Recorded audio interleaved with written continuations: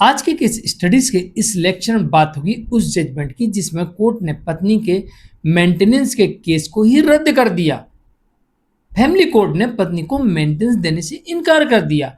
अब पत्नी को ऐसा लगता है कि फैमिली कोर्ट से कोई बड़ी चूक हो गई, बड़ी गलती हो गई, मैं पत्नी हूं, मुझे मेंटेनेंस मिलना चाहिए, मैं बेरोजगार हूं।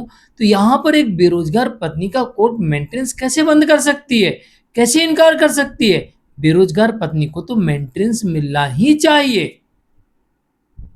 और पत्नी पहुंच जाती है अब फैमिली कोर्ट के आदेश को चुनौती देते हुए Allahabad high court. Allahabad high court इस मामले में फैमिली कोर्ट के आदेश को बरकरार रखते हुए पत्नी की अपील को डिसमिस कर देती है। अब क्यों ऐसा किया? क्यों कोर्ट ने यह कहा कि बेरोजगार पत्नी को भी भरण पोषण नहीं दिया सकता? चलिए आज की केस स्टडीज के इस लेक्चर में डिटेल में बात करेंगे कि आखिरकार पत्नी को मेंटेनेंस देने से कोर्ट ने क्यों इनकार किया। जय जिनेंद्र, मुकेश जैन। वीडियो को लाइक और शेयर कर दीजिए और इस तरह के जजमेंट्स का पैकेज पाने के लिए जिसमें लगभग आपको 200 जजमेंट्स मिलते हैं, किसी जानकारी के लिए दिए गए नंबर पर आप हमें संपर्क कर सकते हैं। चलिए शुरुआत करते हैं। दरअसल यहां पर मामला यह देखने को मिलता है कि पत्नी फैमिली कोर्ट में सीआरपीसी की धारा 125 के अंतर्गत भरण पोषण की डिमांड करती है, अपने लिए भी और अपने बच्चे के लिए भी। और 6 मई 2025 को फैमिली कोर्ट आदेश सुनाती है और पत्नी के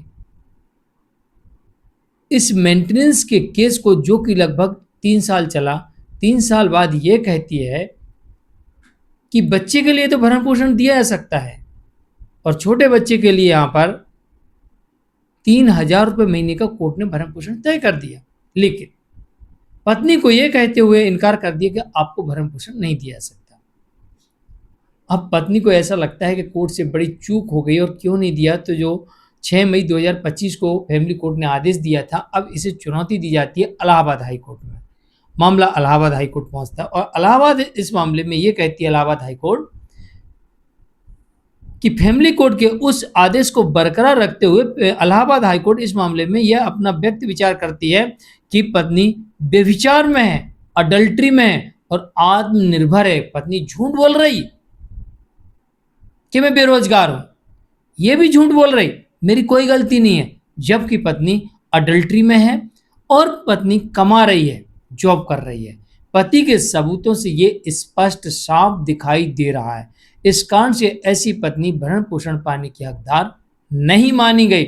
यहां तक कि इलाहाबाद हाईकोर्ट ये कह रही इस मामले में कि जो पति के द्वारा सीआरपीसी की धारा 125(4) का हवाला दिया गया है, 125(4) का जो हवाला दिया गया है, इसके अंतर्गत भी पत्नी भरण पोषण की हकदार नहीं मानी जाती है। ऐसी परिस्थिति में जहां पर वो स्वयं के लिए आय रखती हो और अडल्ट्री में हो। तो इसमें तो 2 बड़े कारण हैं।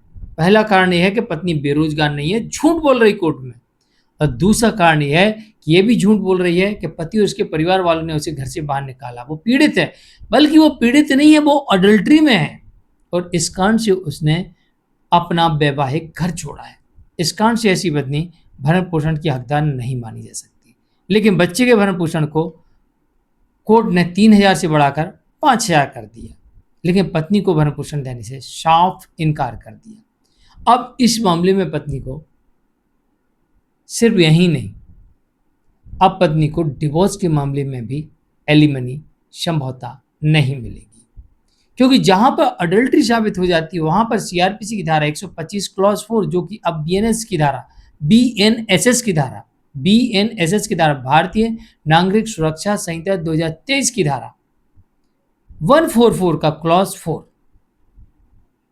144 का 4 क्या कहता है?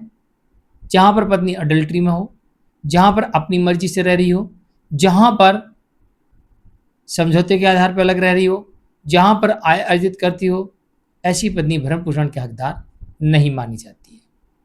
तो यहां पर तो स्थायी भरण पोषण और भरण पोषण दोनों ही इस केस में पत्नी को नहीं मिलेंगे। मैं हूं मुकेश जैन, आज के लिए इतना ही। चलिए मिलते हैं एक और केस स्टडीज के एक और लेक्चर में। नमस्कार।